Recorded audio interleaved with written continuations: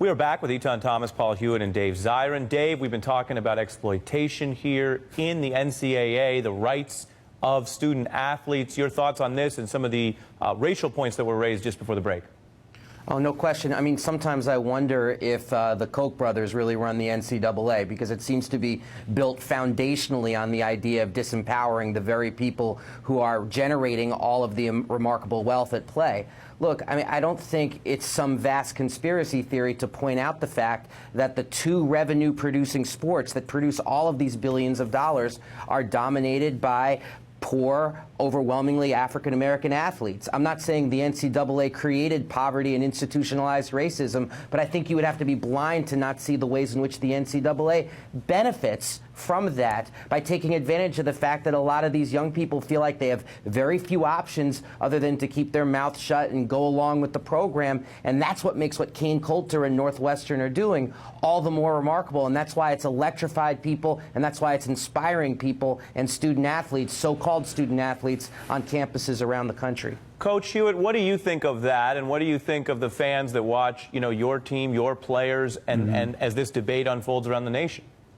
I think it's unfortunate people don't give the full picture and tell the truth, quite frankly. Again, I think coaches and administrators understand there's more to be done, but there are quite a few benefits that come with being a student athlete. My daughter she's trying to decide where she's going to go to school. She just got her acceptance letters back last week. And quite often the athletic scholarship is a vehicle, just like if somebody who has a family member on a board or somebody whose family member is a large contributor to a school. This discussion, unfortunately, I think we're having is probably too short to cover all the points, but the bottom line is I think the athletic scholarship has done an awful lot for a lot of people. Should there be some tweaks in it? Absolutely.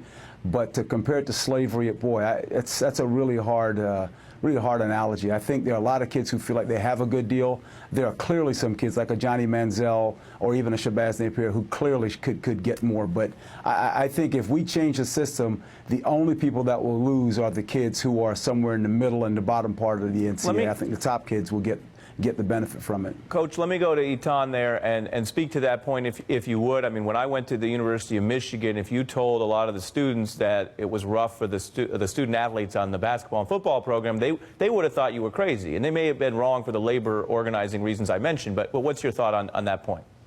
Well, I remember being in economics class, and I remember looking at different models, and that's why I made the analogy of a company going into an underdeveloped economic area and building a factory, because that's really what is happening.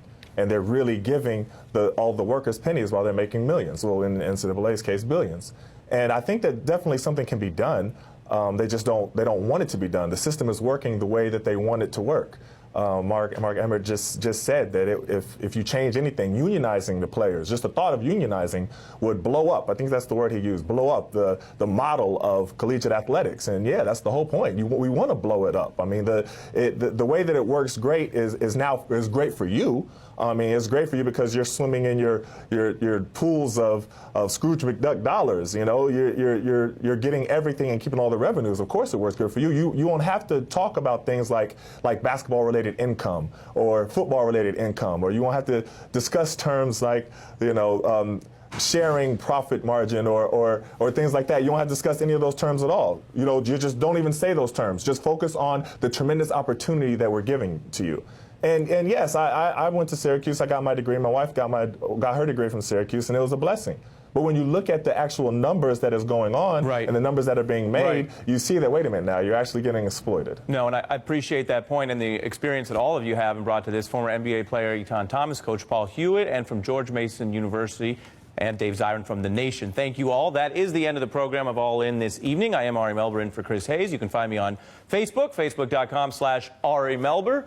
Even better, the Rachel Maddow Show starts right now. Good evening, Rachel. Good evening, Ari. Thanks, man.